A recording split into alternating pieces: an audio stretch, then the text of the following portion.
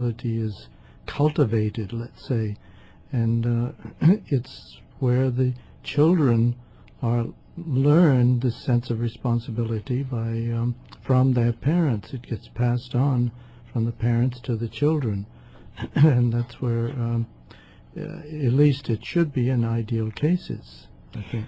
Do children still have chores and duties at home? Well, yeah, I mean, that's a good way to get them to understand this whole thing about responsibility, because they, as they grow older, they will begin to realize they are a part of a larger group. They have their own little classmates and groups of classmates, but they're part of a larger school group, part of a community group, and so it does come with as a sense of responsibility, and the sooner you can introduce this into a family unit, why, the better off these children are in their growing up.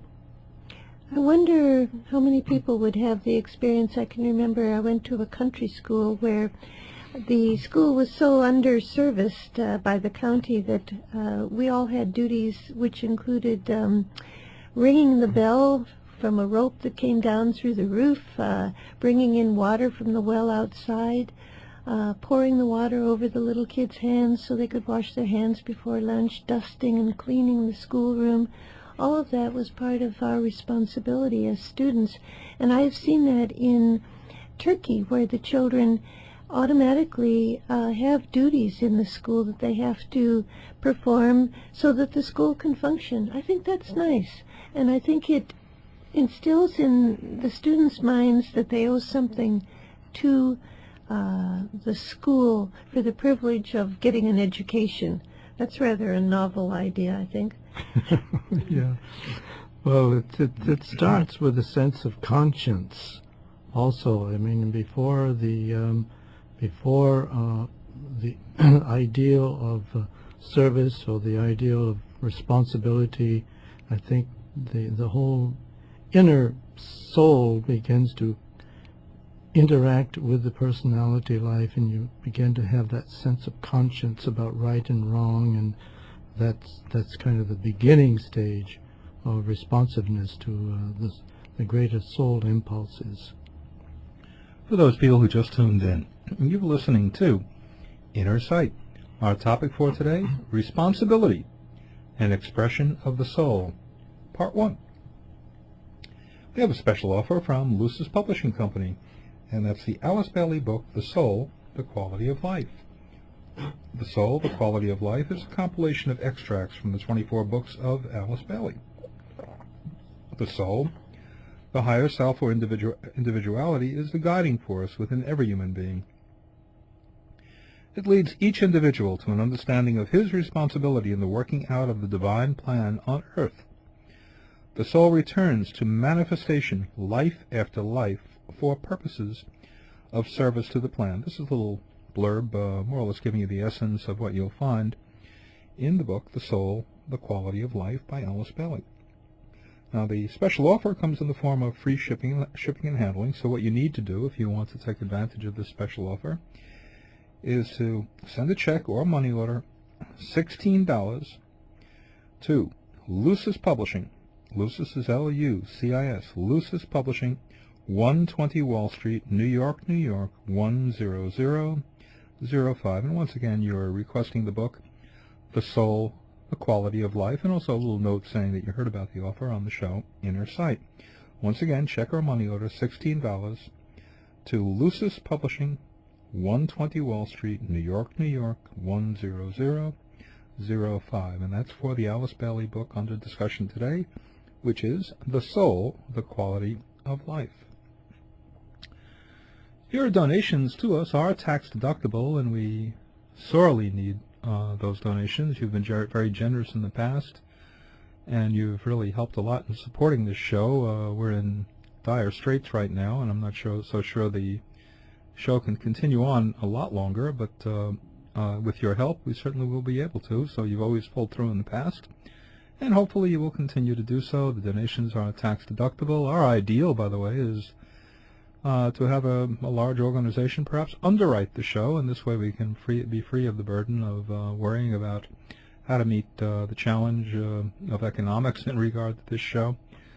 So we appreciate, though, the support that you haven't given us in the past, and we just hope that you can continue to support us so that we can meet those radio bills. The donations can be sent to Lucis Trust, 120 Wall Street, New York, New York, 10005. And if you want to contact us for any reason whatsoever, especially if you're one of those people who's considering having your organization be an underwriter of this show, and we would mention your name every time the show came on.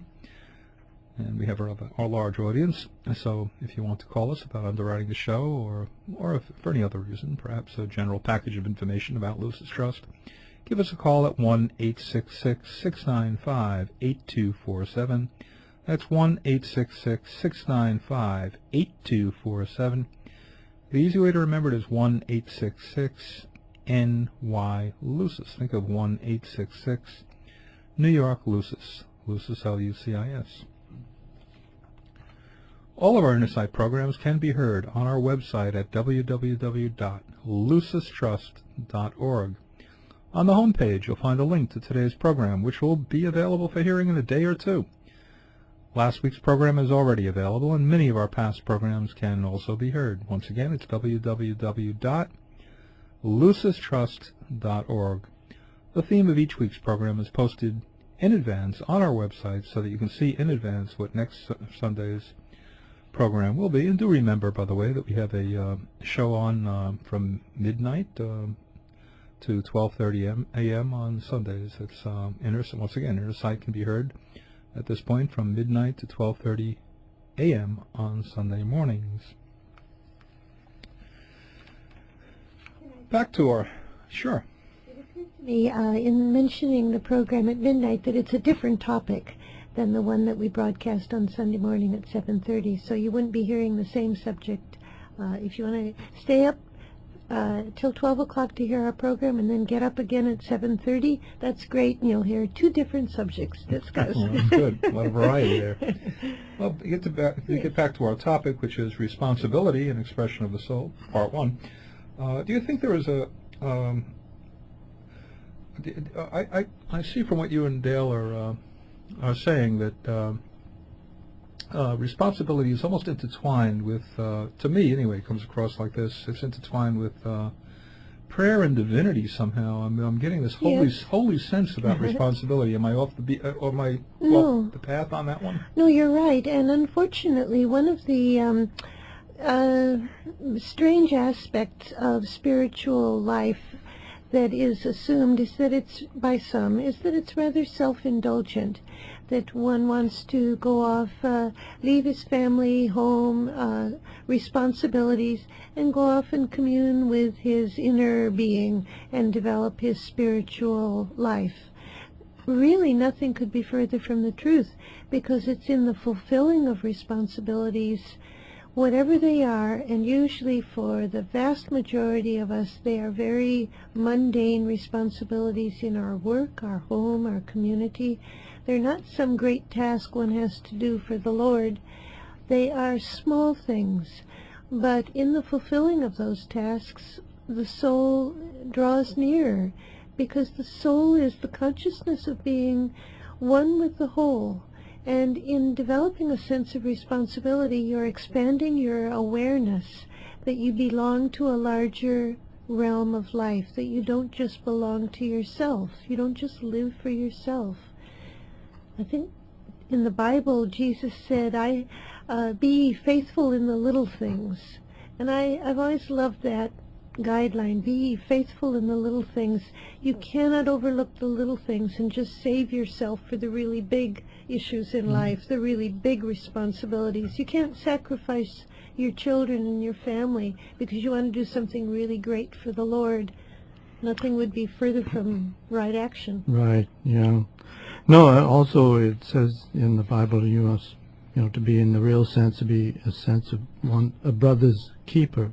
Mm-hmm. And you realize that's what you have to be. You have to be your brother's keeper when you're growing up, and that develops that sense of responsibility to others, and that has an